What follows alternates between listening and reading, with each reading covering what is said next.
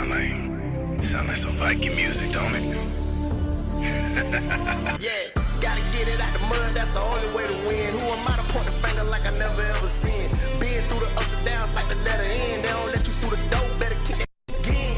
Cause that's the only way to win. That's the only way to go. Gotta get it out the mud, gotta get it out the flow. Cause that's the only way to go, let's go. Shooting lights out.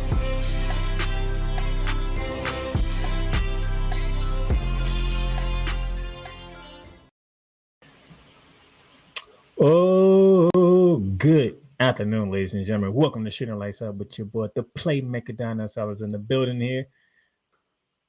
Had a little rain in Jacksonville, Florida for about the last 20 minutes. Just now stopped, but hey, it is the summer and I am in the state of Florida, so rain tends to happen a lot here. 10 minutes, 15 minutes, 30 minutes, all night, all day. It varies. That's what happens when you stay in the state of Florida. The sunshine state. But hope y'all had a great weekend. Hope y'all got to catch the news that was breaking yesterday. News breaking today around the game of basketball. The WNBA had a pretty nice little weekend going on. And we continue to march forward towards the WNBA All-Star. Not playoffs. Almost said playoffs. All-Star.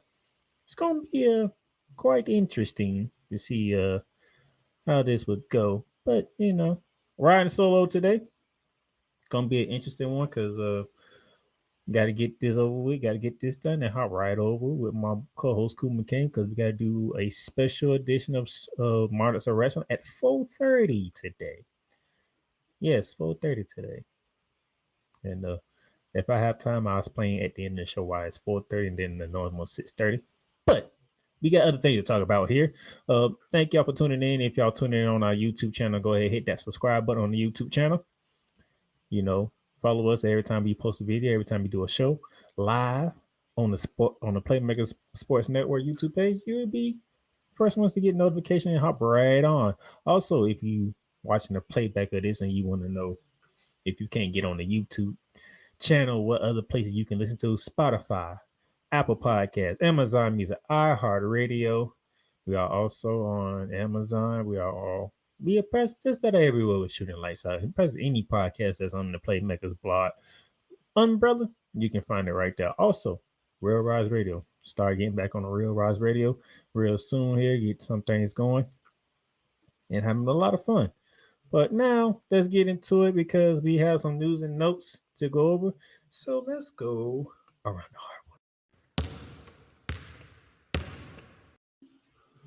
And as we go to Around the Hardwood, a lot of news and notes to take place here for Around the Hardwood. And we're going to talk about it. Let's start with this one. Blazers, DeAndre Ayton has become a free agent because of a buyout. The Portland Trail Blazers have bought out DeAndre Ayton's contract, making him a free agent coming this fall. And joining me right now is the aforementioned co-host from Martyrs of Wrestling. My brother Cool McCain is in the building. What's going on, sir? What it do, man? What it do? Nothing. We getting right into it because we have a back-to-back today. Yes, we do. So we're gonna get to it. DeAndre Ayton is a free agent. See who is interested in grabbing the big man from Portland. Could he go to a contending team that can use sides at that center position? We shall see. Moving on, one of the big news of the weekend: LeBron James has opted in his contract, which is $52.6 million, as he will be with the Lakers for this season, as he continues to see what the Lakers do during free agency, which begins at 6:00 today, just like less than 3 hours. Another year of LeBron James in the purple and gold. By the way, there was some words going around on social media that there is no trade interest for one LeBron James. But it makes me think about some things. Why all of a sudden there's no interest in Mr. King James? Well, that's a very simple answer, sir. There's I'm listening. 52.5 million reasons why. Ooh. That's a You know the good. amount That's of a good one. that's so there's this narrative that LeBron sexuals like to throw out there. Oh, LeBron, he's all about winning. He's all about team. He's got his agent every time. I'm gonna monitor the Lakers to see what other moves they make. Player, you taking up 52.5 million of the cap. You're not interested in winning. Don't do that. Don't make that fake assumption. Because you taking 52.5 million and not saying, you know what, Lakers, we're trying to win. How about I take like 35 this year, let y'all take the rest of that money and go bring in some free agents or get under that second tier of the salary cap, because you can't be there over more than 3 in a 5-year period. You start losing draft picks and stuff get crazy on you. So instead of trying to help the team and taking less money, you taking 52.5 million. You gonna have the nerve to have your agent put out a statement talking about you're monitoring the Lakers to see what other moves they're making to try to win. I'm You're the glad you reason you said. can't I'm win. glad. I'm glad you said it, because this is exactly what Rich Paul said. Quote: LeBron James wants to compete for a championship. No, you He don't. knows the Lakers are building for the future. He understands that, but his values are realistic chances of winning it all. We are very appreciative of the partnership that we have had for 8 years with Genie Buzzwar Palinka, and consider the Lakers a critical part of his career. We understand the difficulty in winning now while preparing for the future. We do want to elevate what's best for LeBron at this stage and life of his career. He wants to make every season he has left count, and the Lakers understand that, are supportive, and want what's best for him. Close quote. That's from Rich Paul. If you want to win and you're making the kind of money that LeBron James is making, my opinion, you understand the salary cap situation. You're not a guy that's just getting his first taste of money. You understand that you taking that 52 million, it's probably going to end up costing them 125 million if they try to go out and get other guys. Because you hit that second tier, it gets real nasty. And the Lakers are repeat offenders anyway. So I'm just saying, don't come and say stuff like that, bro, when the honest truth is you trying to get your money and you're trying to put pressure on the organization to pay all this extra money and pay all these absorbent luxury taxes, because you can't say, you know what, if I really want to go out this last couple of years as a winner, I'm not saying you take like 15, 20 million. I mean, you're LeBron James, but you could take 30, 35 million and let them have some money to play with. But you don't want to do those things, but you want to win. So your actions say, I want my money and I want to be overly compensated for my play, right? Then your words say through your agent, oh, I want to win. I don't believe you. We need more people. Well, he has a no trade clause, by the way, which doesn't help. And the thing is, it doesn't matter, because who's gonna trade for 52 million from a guy that's he's not LeBron anymore?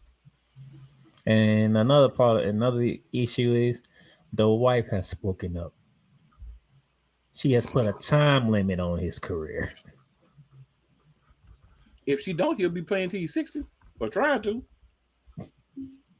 She has spoken up. She's putting a time limit on his career. She wants him done at a certain time.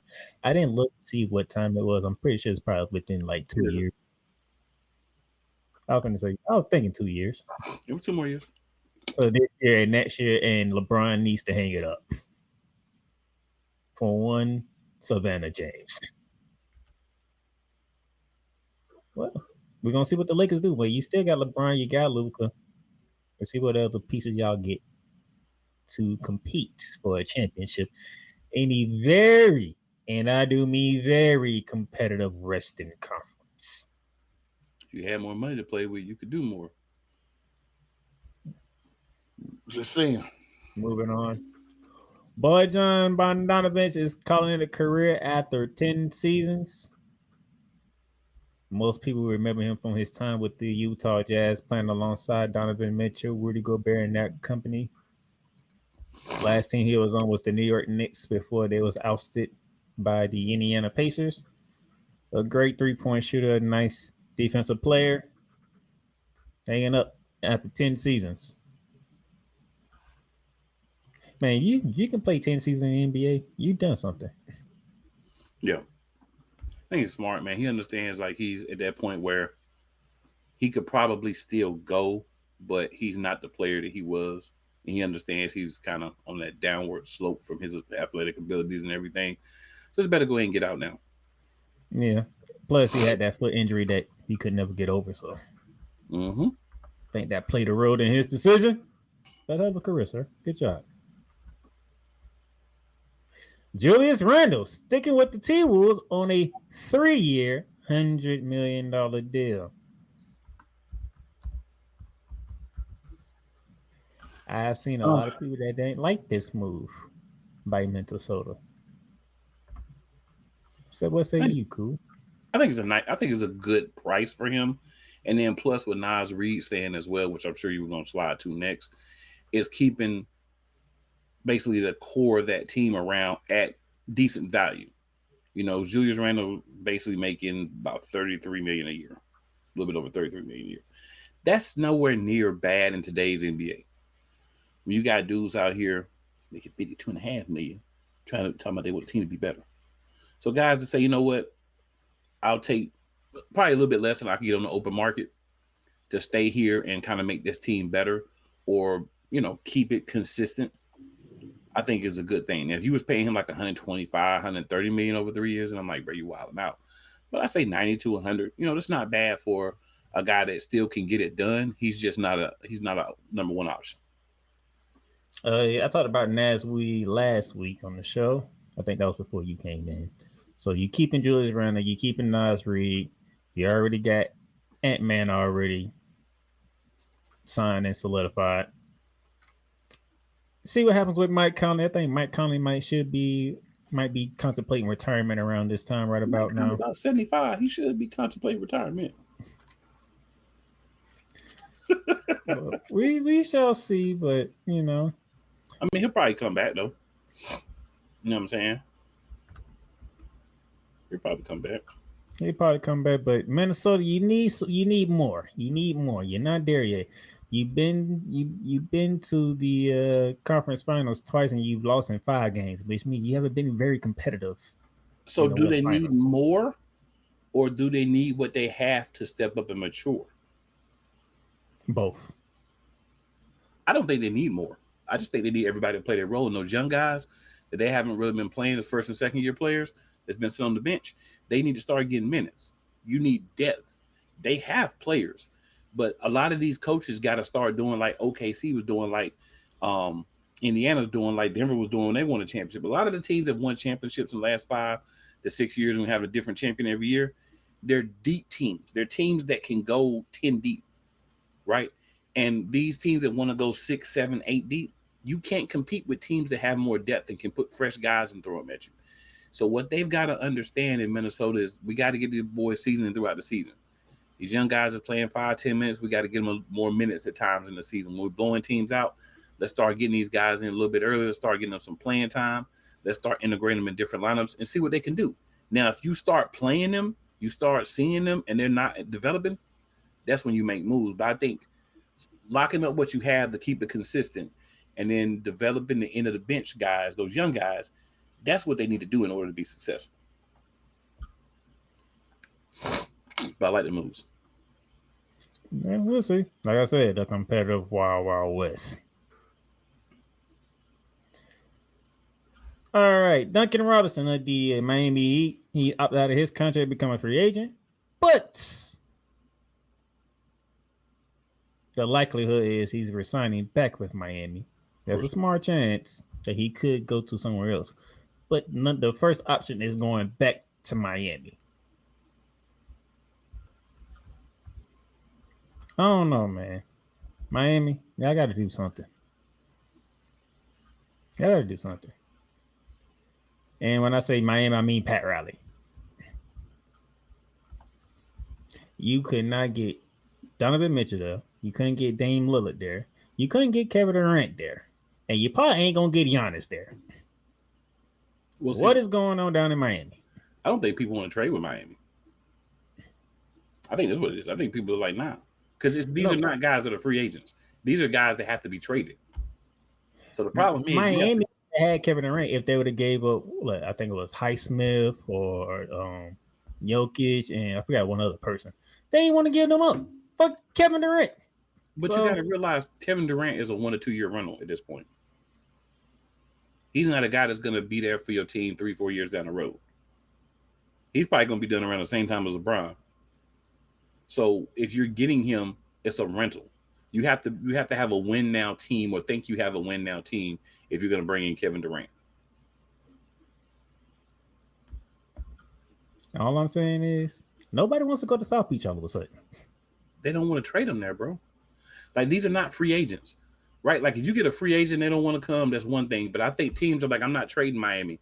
I think Miami's a lukewarm team, right? They're like 6, 7, 8 normally. They're right there at the cusp of the playoffs. They don't have great picks, but they don't have terrible picks. So you have to have like assets that people want if you want to trade. And I don't think they have assets that can go, like, if you're going to trade Giannis to them, for instance, who are they going to give you back that's going to give you any type of production close to Giannis? What, some draft picks? They don't have a guy on the team that can match up. They don't have 2 guys on the team that can match up to what Giannis can do, that they're going to be willing to give up. So, I mean, you don't have the assets I don't think the teams are interested in. You don't have things that make teams say, And then you got things that make teams say, nah, we good. And that's the problem Miami's having.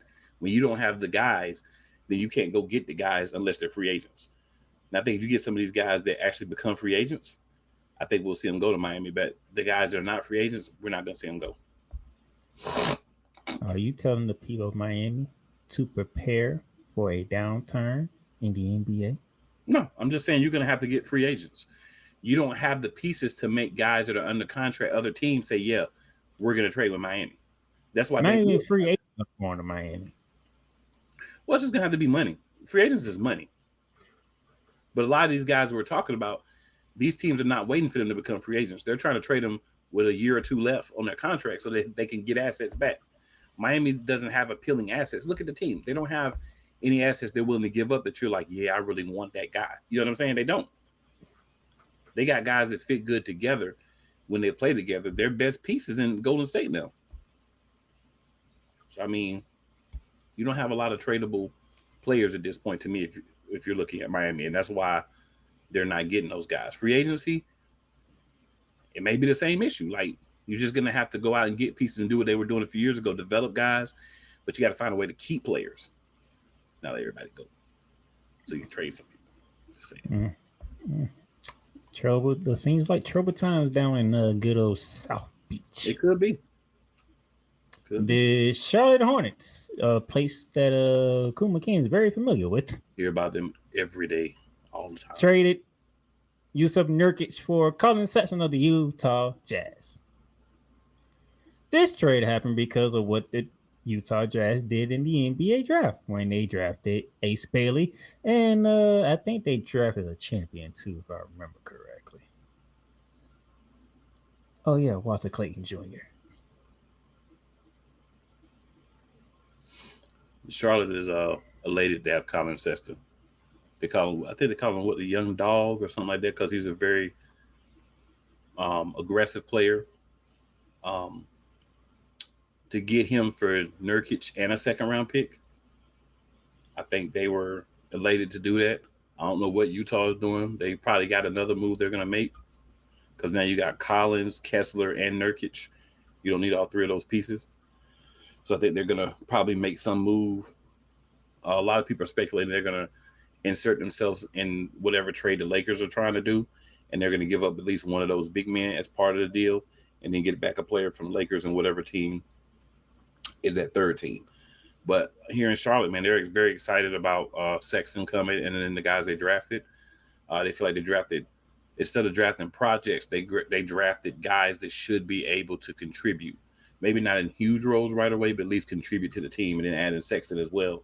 So they're kind of trying to go young, build through the draft, but not get those projects, get guys that have played in college for the most part for, 4 or 5 years. Obviously, their 1st-round pick, Con Knipple, just 1 year, but he's so versatile, they feel comfortable. But they're getting a lot of guys and they're getting guys that have a certain personality too here. They're really excited.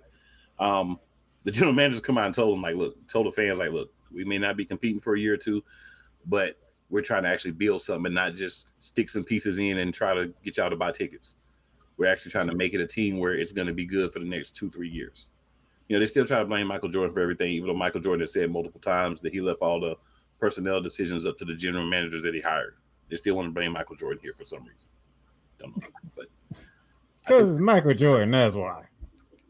But why blame Michael Jordan? I mean, most owners of teams leave the stuff to the players. I mean, they do, but the way Michael Jordan is recognized as the greatest of all time.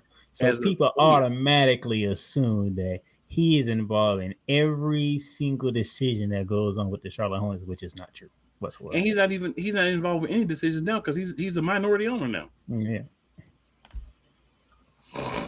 But yeah, they're excited. Like, Sexton's a good pickup. Like if the Raiders don't do good, they're gonna look at Tom Brady. Man, Tom Brady can't even talk because he be trying to do too much stuff. Because he took Greg Olson's job as an announcer. Tom Brady got about 7 jobs. Exactly, but they're gonna look at Tom Brady because it's Tom Brady. But the best players don't normally make good coaches or execs. And I don't think he really. People have to understand that, but public don't think about stuff like that. They don't. They just want to blame somebody, and when you're considered the GOAT of the certain sport, everybody's looking at you. So, silly. It is very, very, but that's makes no sense. Going down. I expect better. You can expect better. James Harden has opted out of his contract with the Clippers to sign a new 2-year, $81.5 million to stay with the Clippers. Paying a man $41 million a year, roughly, that's going to choke on you in the playoffs every year is diabolical. And that's the reason why the Clippers will never be successful. That right there. That much money, he gonna choke in the playoffs. Come on, man.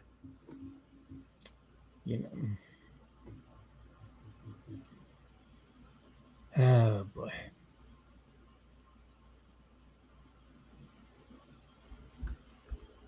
So we know the fact that the Lakers gonna be involved and the Clippers gonna be involved in the West.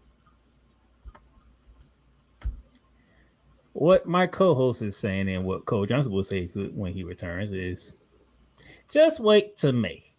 That's when the downfall's coming. Especially for the Clippers. Absolutely. Because once it's playoff time, down go the Clippers. If you don't believe me, let me go full screen for a second. Sir, you're a fan of a certain team, and that certain team played the Clippers in Game 7. What happened in that Game 7? James Harden does what he always does. Choked. He is a choke artist. You're paying $41 million again for a dude that is going to choke on you when you need him the most. I'm not saying you don't pay the guy off reputation, off what he's done in the league, his resume. But in said resume, it shows it should have a section in there that is a video section, and it should be doing this the whole time. Playoffs, and then this. That's what it should be doing. Because that's what he does in the playoffs. Let's be real. And I mean, I'm not a Harden hater, but come on, man. You got to call it what it is. You can't walk around here act like this man is going to all of a sudden, this late in his career, turn into a guy you can depend on in the playoffs. And for the Clippers, you paying that man that type of money, yeah, you're handicapping yourselves. You're strapping yourselves and not allowing yourselves to be able to go out and get other pieces because you're overpaying this man. Period. You're overpaying him, and you know better than that, Clippers. Y'all should know better than that by now, but you don't. You just can't help yourselves. That's why you don't have success. Between them and the Suns, I don't know what to say about that too. Doing the same thing and having the same result is obvious, but you're still doing the same thing, Clippers. And in all fairness, the Suns are doing something different now. They're just throwing poop at the wall and whatever sticks they keep it. So I mean, they're doing something different. It doesn't make any sense, but at least they're doing something different. The Clippers are saying we're going to overpay guys that don't produce for us in the playoffs. We're going to reward guys that don't play well in the playoffs in clutch situations. That's what the Clippers are doing. Way worse to me because the Suns at least understand we're bad. And speaking of the Clippers, Lakers Batum is staying with the Clippers. He signs a 2-year, $11.5 million deal to return to the Clippers. I was him. I'd have went somewhere else for 2 years and $11.5 million because you ain't gonna win there. James Harden. All right, sir. You and Kawhi Leonard running it back.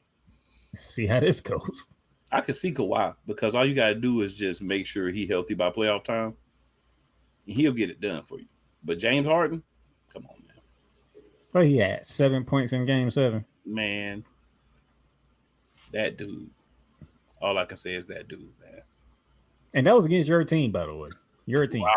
He's just robbing teams at this point, bro. But it ain't even robbing. He pimping teams. Maybe he got something on the Clippers owner where he was at one of them Diddy parties. I doubt it, but Bobby Portis staying with the Milwaukee Bucks on a 3-year, $44 million deal. How does Bobby Portis deal affects Giannis? Do you keep Pat Connaughton? You keeping Bobby Portis? We're still waiting on word from what Giannis is going to do. We haven't heard nothing. What Giannis need to do is go to management and say, my bad on the whole Damian Lillard thing. My fault. I thought that was going to work out. That's why I'm not going to be a GM when I retire, clearly, because I don't understand player evaluation and stuff like that. So if we can get him moved or something and get some other players in here. I'm not saying it's happening. I'm saying what needs to happen. And then say, hey, we make this move, get him, whatever, to get him up out of here so we can get some more players in to assist us. And there's a dude in Portland that really wants out of Portland, that doesn't want to be there, that was very instrumental in the Bucks winning the championship. You might know his name. It's Drew Holiday. So, just saying. I said when it happened. Bad move. You don't get rid of Drew Holiday and the other pieces and bring in Damian Lillard. He's not going to work. He didn't. These older guys that have a lot of tread. He's had to be a number one option for years.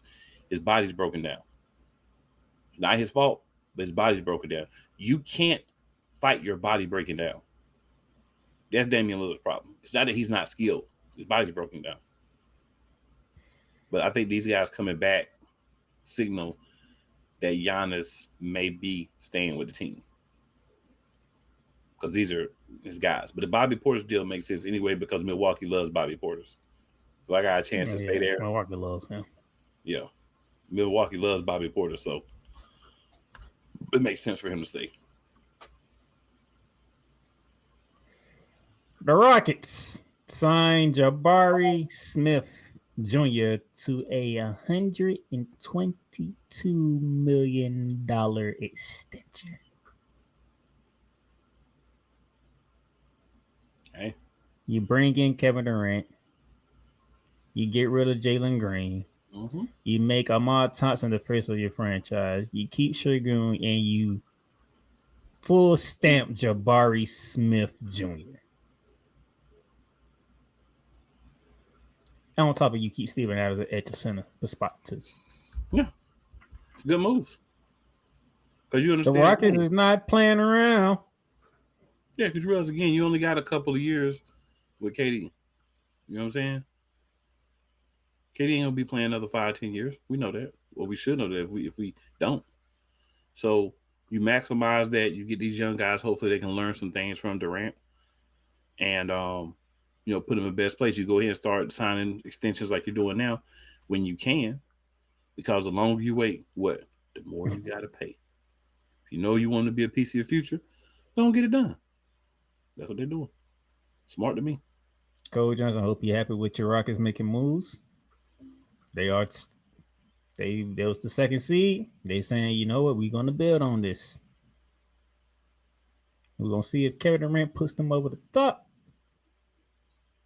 But like I said, the West is gonna be very competitive. Yeah, it's gonna be hard out West. So anybody can come out of the West. That's facts. Ace Bailey reported to Utah after probably 2-3 days of not reporting with the rest of the team. But he did report to Utah, and he said he's blessed to be here. Thankfully, he did report because I thought I was gonna have to go off. Because you cannot sit here and not go to the team that drafted you because you ain't want to go there. But he reported, so I can lay off the young man. But cool. I was sitting here like, if he gets to Monday and I don't hear nothing about him reporting, it's gonna be some fireworks going off. I mean, I'll simply say this: you tried it, Ace Bailey. You tried it, but Danny Ainge in Utah said, "Piss on you. You're the best player available, and we're gonna draft you." And you know what else they did? This is how much of a jerk Danny Ainge is. So the Hornets had a trade in place with the who was it? Who drafts 6? They had a trade in place with whoever was drafted 6. The Hornets had a trade in place. So number 6 was the Wizards. Yeah, so the Hornets had a trade in place. They was going to drop back to 6, and the Wizards was going to take the 4th pick. Danny Ainge let the Hornets know, oh, we know who you want, and if he's there at 5, we're going to take him. So if you make the trade, you better figure out somebody else to get. And he does fit a pick that Utah would make. So the Hornets like, yeah, we ain't doing that trade. We got to get our guy. So Utah ensured that they would be able to get Ace Bailey, and they drafted him. Yo. Hey. Very funny.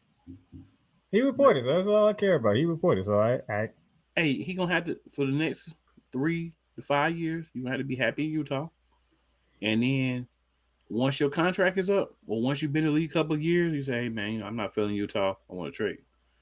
Okay. But you can't walk in like you big dog. Like, you got to go where you drafted. Like, you don't decide who's going to draft you. You don't say, I'm only going to play for these 3 teams. You better be glad it didn't Shedeur Sanders your hind parts. That's it. He showed up, so I can lay off on him. He showed up. And you need to show up when you're supposed to next time too, sir. I know my co-host going to give you a little slack for that, but honestly, you should have been there with everybody else. You had to go have a temper tantrum. In my opinion, you had to go have a temper tantrum because you didn't get your way. But now you're there trying to be a professional, so I'll lay off for now. We're going to see how things go. But I'm going to tell you this. Where there's smoke, there's fire. Hey, that's all I'm saying. He showed up. See the smoke, you know it's fire in the building. If he didn't show up, oh boy. I was coming in here ready. But it shouldn't even be a conversation. You should have had your hind parts there with everybody else on Friday. Yeah, he should have. Before I get to my last slide on around the hardwood, which is the WNBA, I got some other news from the WNBA. A shocking move took place about an hour ago. The Dallas Wings traded Elijah Smith to the Las Vegas Aces. What'd they get back? And it looks like the Wings got back a first-round pick for 2027. Okay. So it gives Elijah Smith is now part of the Las Vegas Aces.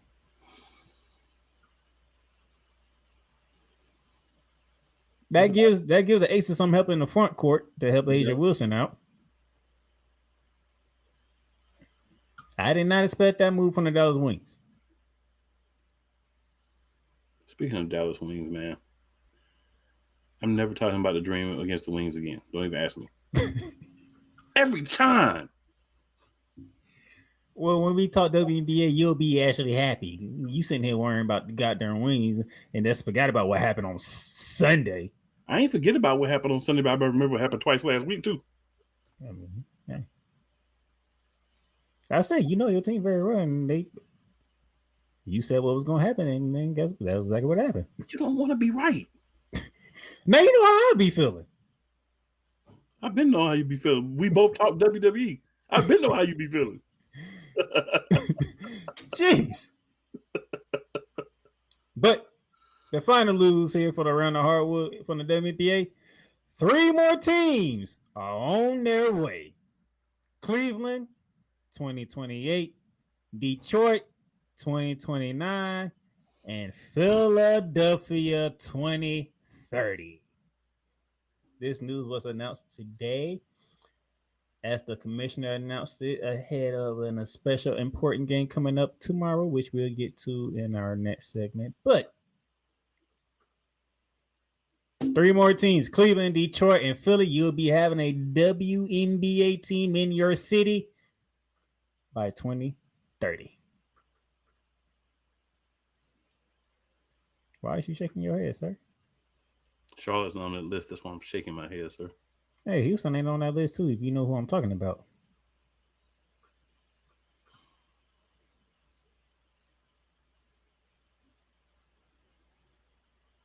Charlotte need a winner. If y'all would have brought a WNBA team to Charlotte, that arena would be packed and sold out for them. I'm telling you. But there have been like 30 different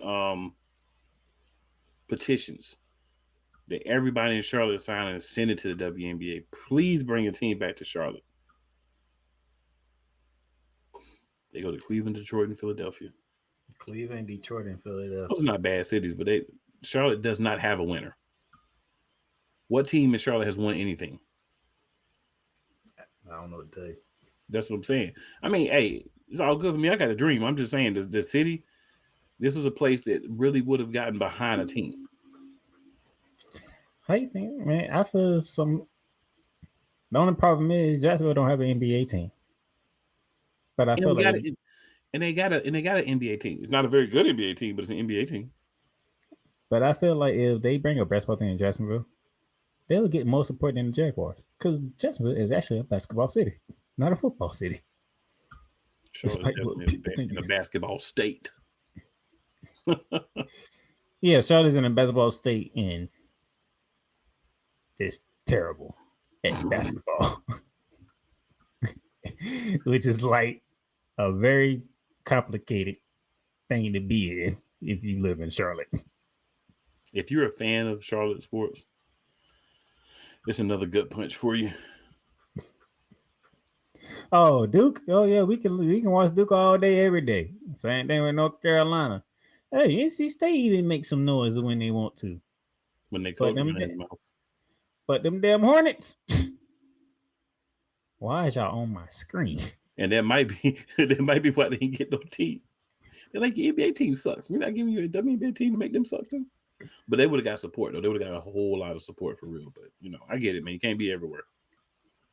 I just feel bad for the city because I know how bad they wanted it. Shout out to Cleveland. Cleveland. Detroit. Does that mean the Shock is coming back? We need the Shock back. If you're going to put a team in Detroit, it got to be the Shock, bro. And think of it this way, cool. You're an Eagles fan. You can support the WNBA team now. My NBA team is Atlanta, sir. My WNBA team is in Atlanta. We do it for the dream over here, sir. Do it for the dream. We do it for You're not Martin Luther King, okay? I mean, 7 years ago.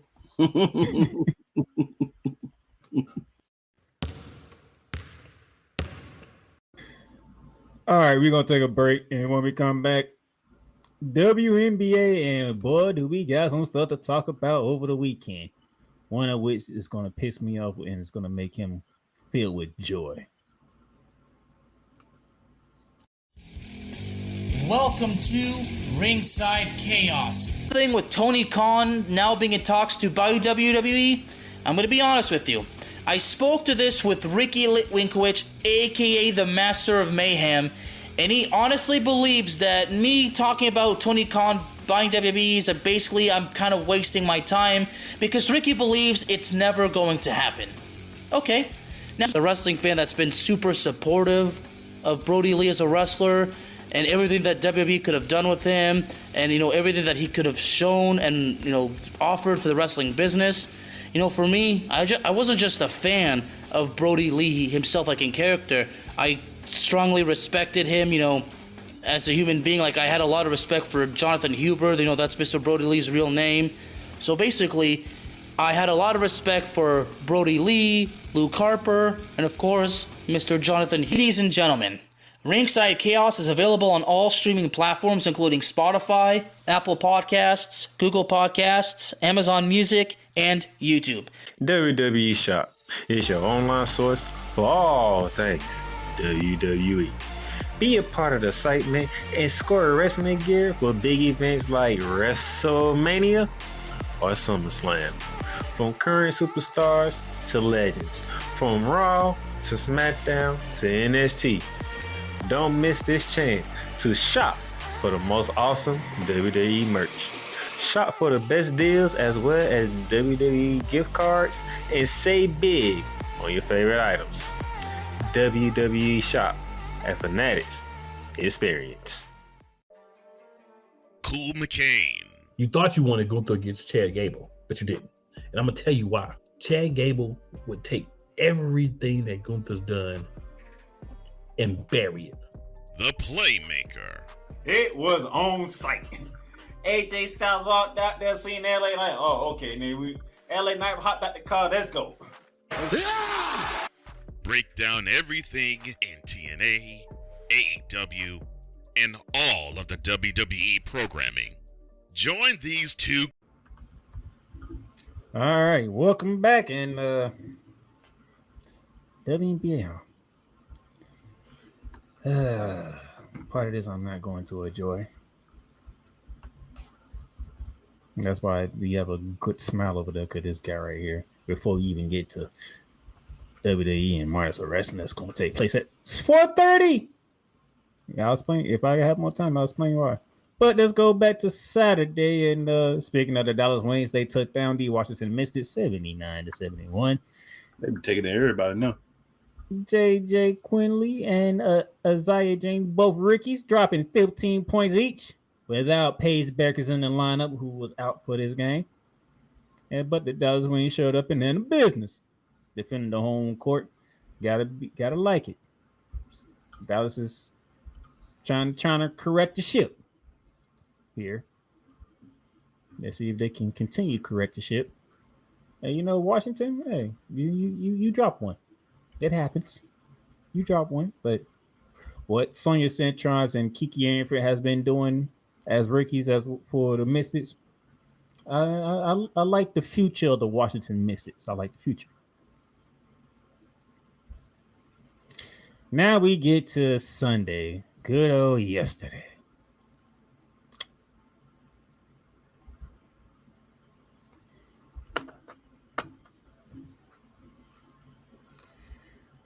The New York Liberty, the defending champs, went to the ATL and couldn't hold a candle to the Atlanta Dream for some reason.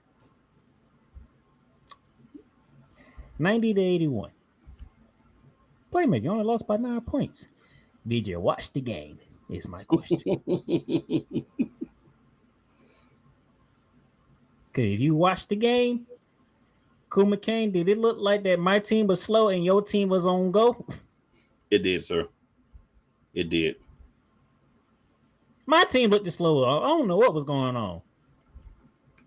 Sabrina couldn't hit a goddamn shot to save her life. Tasha Cloud and Sabrina wasn't on the same page.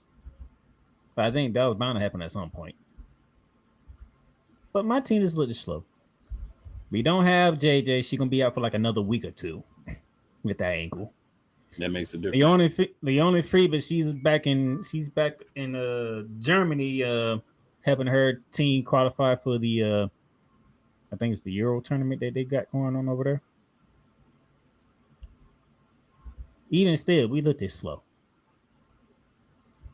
Brianna Jones dropped 21 on us. If Brianna Jones is dropping 20, you have a big problem with the Atlanta Dream. Alicia Gray is going to do what Alicia Gray does. She's going to give you a quiet 29-8, and you look up and be like, well, darn, the hell did that come from? This is what Alicia Gray does. She's like one of the most quietest players in the WNBA, but can fill up the stat sheet. Now, if you add that, Ryan Howard, Brittany Griner, and then you add a Brianna Jones to the mix, good luck defending the dream. Go ahead, sir. It's your team. I ain't really got nothing else to say. I'm just happy we finally winning games again. Because apparently we can't beat Dallas. Good grief. Y'all couldn't beat us until freaking yesterday.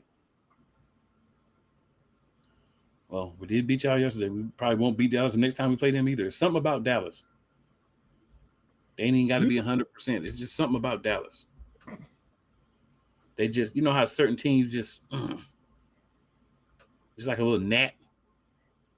That's Dallas for us. You have a net. We have lost 4 or 5 games. Well, sir, we were 10 and 3? The champs are in a struggle mode right now. I mean, y'all got one less loss than us. We got the same amount of wins. So neither one of us is fantastic. We've been losing. We the champs, though. There's a difference. Is it really? You do realize it's champs that everybody gives you their best. I know. So, in actuality, as champs, you're going to lose games if you don't come full thrust because you're the measuring stick right now.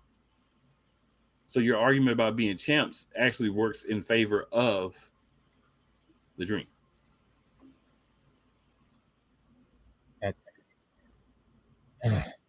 JJ, get healthy, please. Plus, y'all wasn't 100% anyway. Yeah, we never 100%. It's gonna be a while before we get 100%. That's the problem. And you're gonna lose some games until you're 100%. That's anybody. You know what I'm saying? You take away an important piece from anybody. Oh man, this. All right, time to cheer up. Time to cheer up.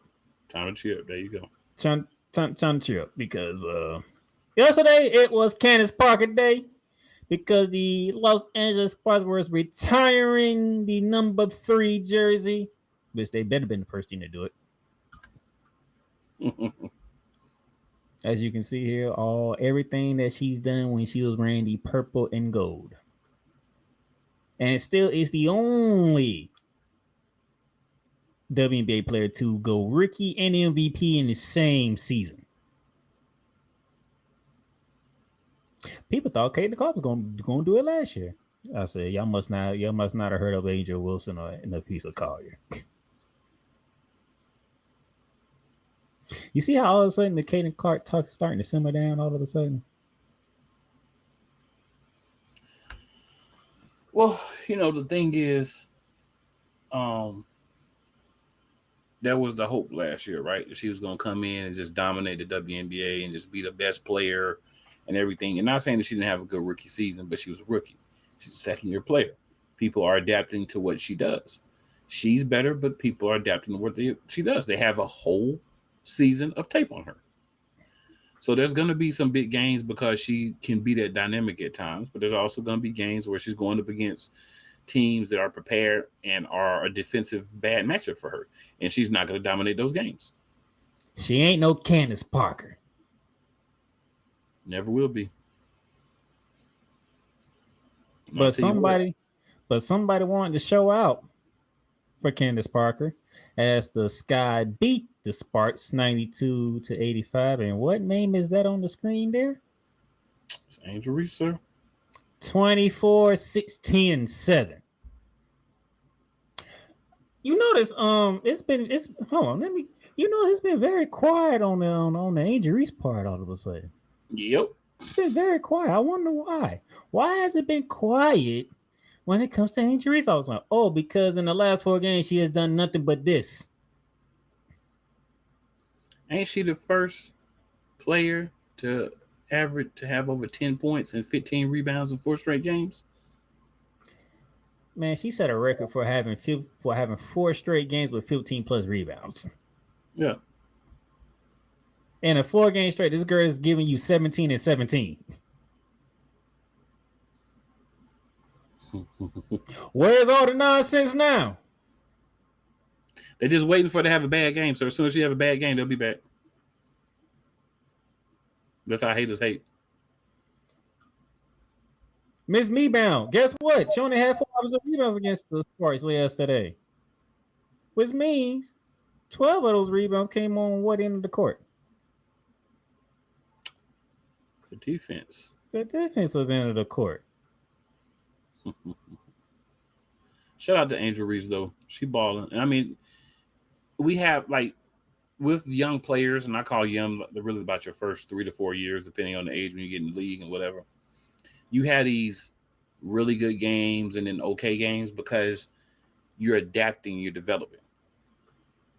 So the thing is trying to be more consistent.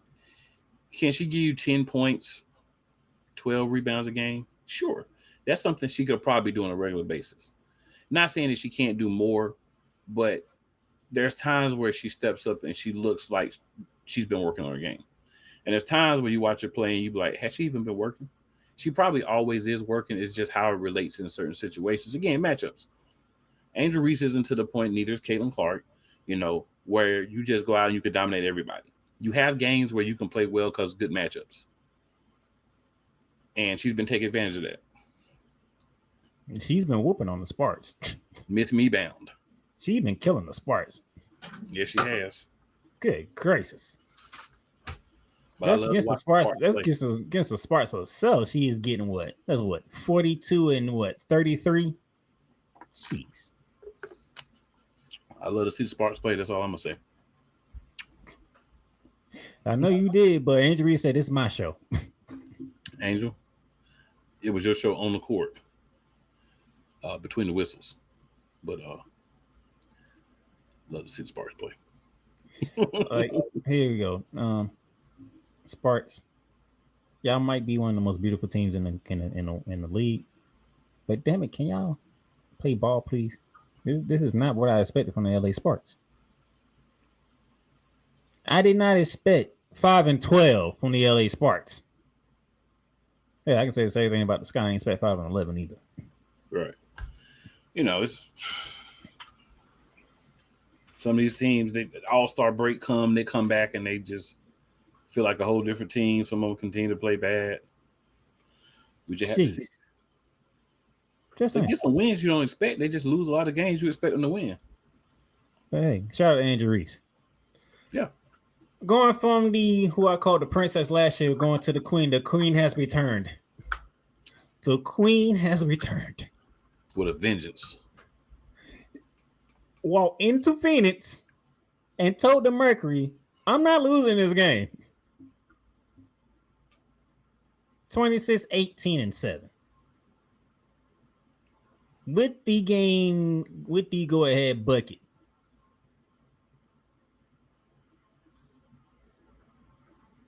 All right, now.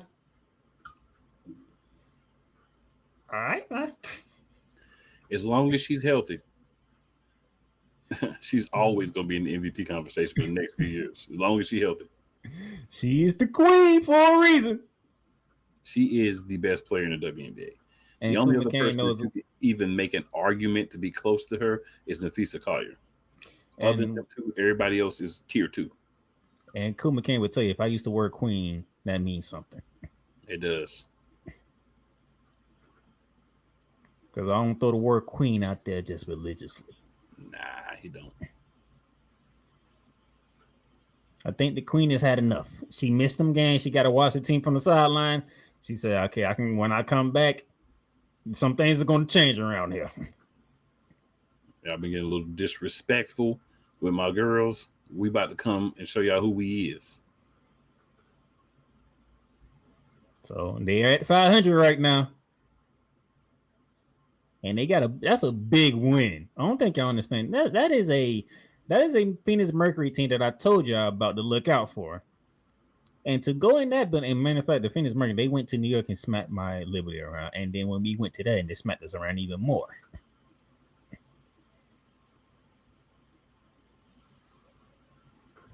So that was a good win for the Aces. That's a much needed win for them, especially on the road in Phoenix against that team. That's a good ass Mercury team. I might be afraid of that Mercury team if I'm everybody else in the WNBA. Speaking of somebody you need to be afraid of, the goddamn Lynx of Minnesota. Good gracious. While you say Angel Reese gave you 24, you got 26 from Major Wilson. And the fish card said, I'll add 23 to that. Right. Don't forget about me. Who is the leading runner for MVP right about now? I think Asia's going to have something to say about that, though. She will, but she got some ground to make up. She healthy now. And they just toured with the Kinetic Suns. Like, they just toured with the Kinetic Suns. Good gracious. I mean, I know in basketball everybody plays everybody, but there's some games you can just forfeit. That's why we made the argument. Remember, I was like, oh, I forgot about Connecticut last week. Connecticut, sir, the worst. Currently, yes. They're in a tier by themselves right now. Currently, yes. We talk about how Angel Reese. Not Angel Reese. We talk about how Asia Wilson and Nafisa Collier in a tier by themselves at the top. The Connecticut Sun in a tier by themselves at the bottom. The G. They're in the G tier. Man, it's been a rough one. Up there in Connecticut, for sure. Yeah. Well, good thing your Huskies won the national title for the ladies, so. Because the Suns ain't going to do you no favors this year. None. And then I don't know what else to say about Golden State. I think I ran out of words to say about Golden State at this point. And we only what 15 games into the season? Roughly. They smacked the Seattle Storm.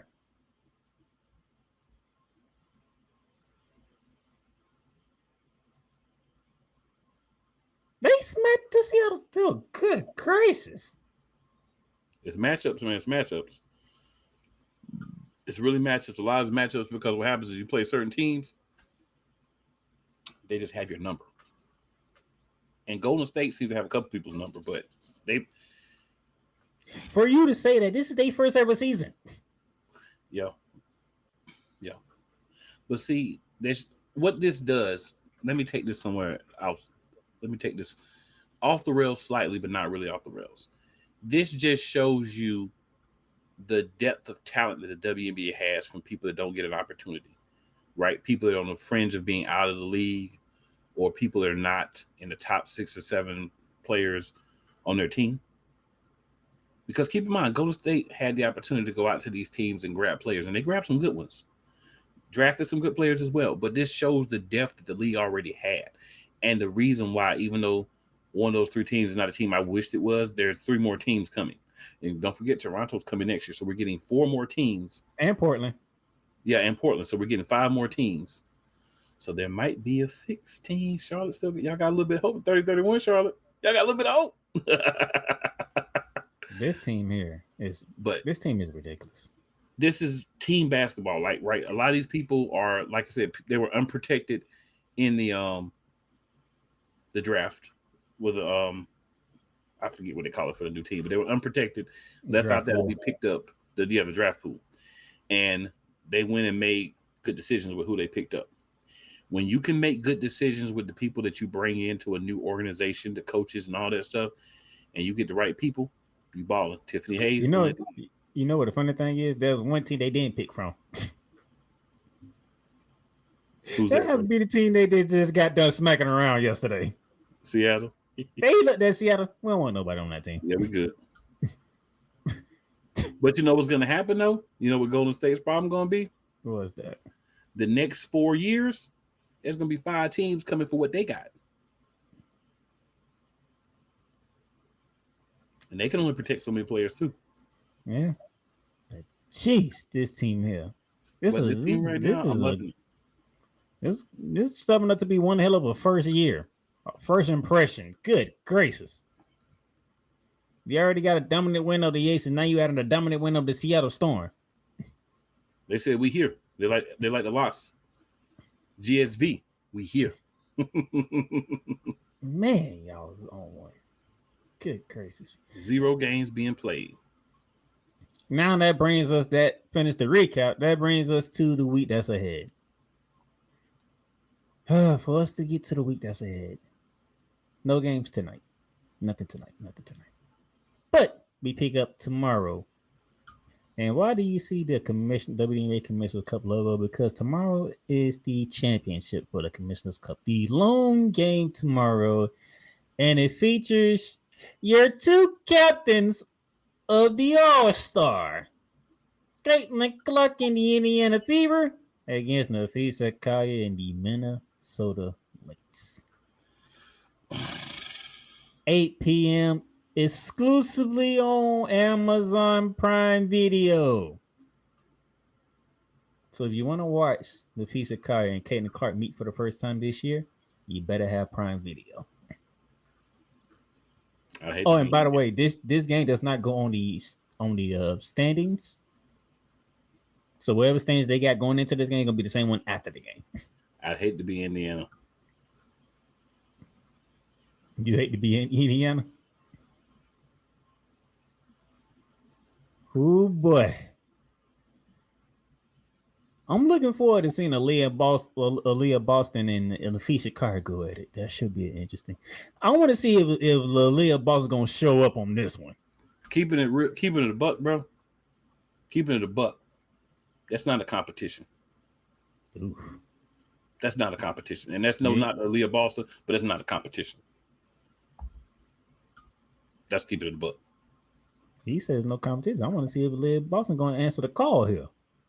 You can answer the call, but it still ain't no competition. You are not on the level of the presumptive at this moment MVP, Aaliyah Boston. You ain't there. Anybody who says she is, that means you do not watch the WNBA. That's what that means. And even no argument, you just don't watch. He said, even no argument, you just don't watch. Hey, Aaliyah, if you wanna make a name for yourself, you're going against one of the tops in this one. Don't have Aaliyah Boston out there like Remy LeBeau from the for the Daredevil movie. I'm gonna make a name for myself. You gotta start somewhere. You see what happened to him? Talking about he gonna make a name for himself. Just saying, you gotta start somewhere, and can't get no better than this one. And Caitlin Clark, if you want to be a part of that echelon group, this will be a great game for you to show up to. Depending on that groin injury that you got. That's the thing about her. Like, she's starting to get injured now. That's a concern. You had a quad injury, now you got a groin injury. It's not good.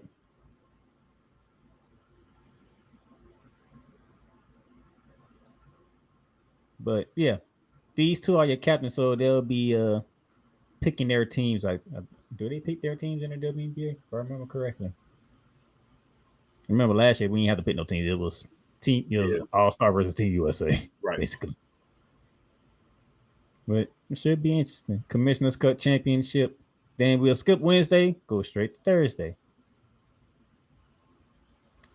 And on Amazon Prime at 7 p.m., the Las Vegas Aces visit Caitlin Clark and the Indiana Fever, which is the only game that will be televised. Sparks are at the Liberty.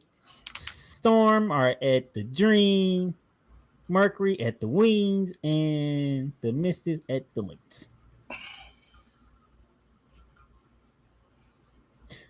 I could go into my rant about WNBA and discussion, but I'm going to give y'all a break this week. Yeah. I'm going to give y'all a break this week. Even though I could say a lot of things right about now. But Thursday, it is AJ Wilson and Caitlin Clark. Round 2. How will Indiana respond after their first meeting when I don't know how I felt, but I said I got Vegas in this one. Cool McCain and my brother was like, no, we're going Indiana. And sure enough, that second half turned around. AJ Wilson, Jackie Young, Chelsea Gray. But can they bring that on the road to Indiana? That would be the question on that one. All right. that would do it for this episode of Shooting Lights Out. As the two of us finna switch sites and go straight over to Monarchs of Wrestling because we will be beginning in 20 minutes. Why is that? Because Mr. Paul Levesque decided to have Monday Night Raw go on at 6 p.m.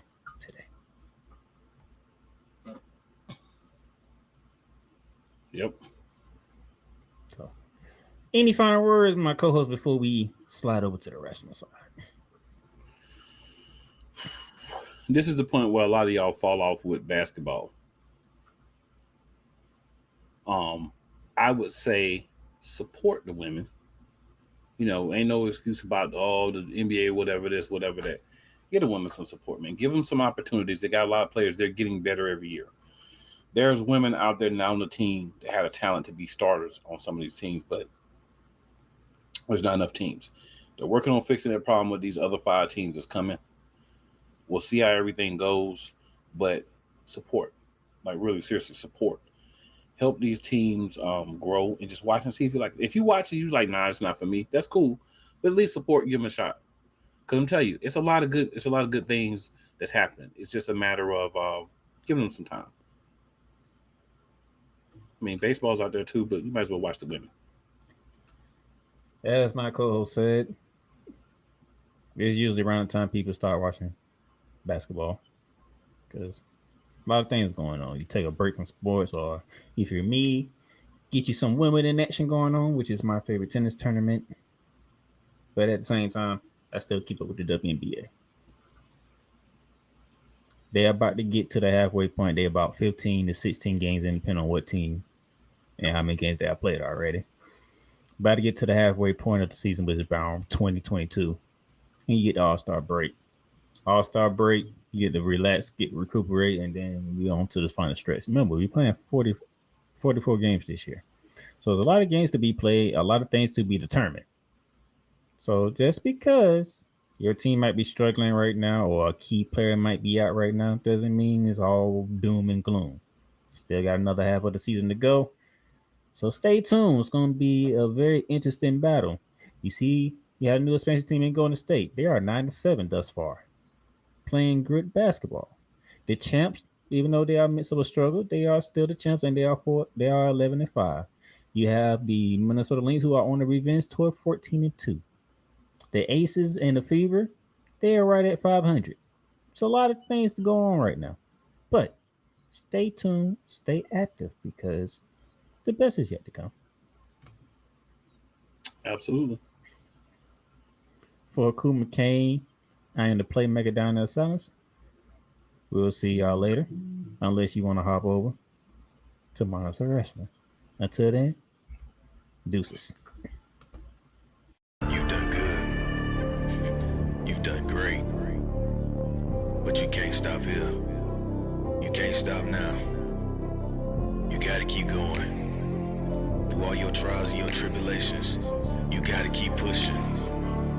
Now, finish your canvas. Yeah, gotta get it out the mud, that's the only way to win. Who am I to point the finger like I never ever seen? Been through the ups and downs like the letter N. They don't let you through the door, better kick that again. Cause that's the only way to win. That's the only way to go. Gotta get it out the mud. Gotta get it out the flow. Cause that's the only way to go. Let's go.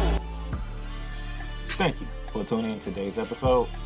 If you want to follow the podcast, you can follow it on all streaming platforms, including Apple Podcasts, Google Podcasts, Spotify, Stitcher, and a whole lot more. This has been Shooting Lights Out. Masterpiece.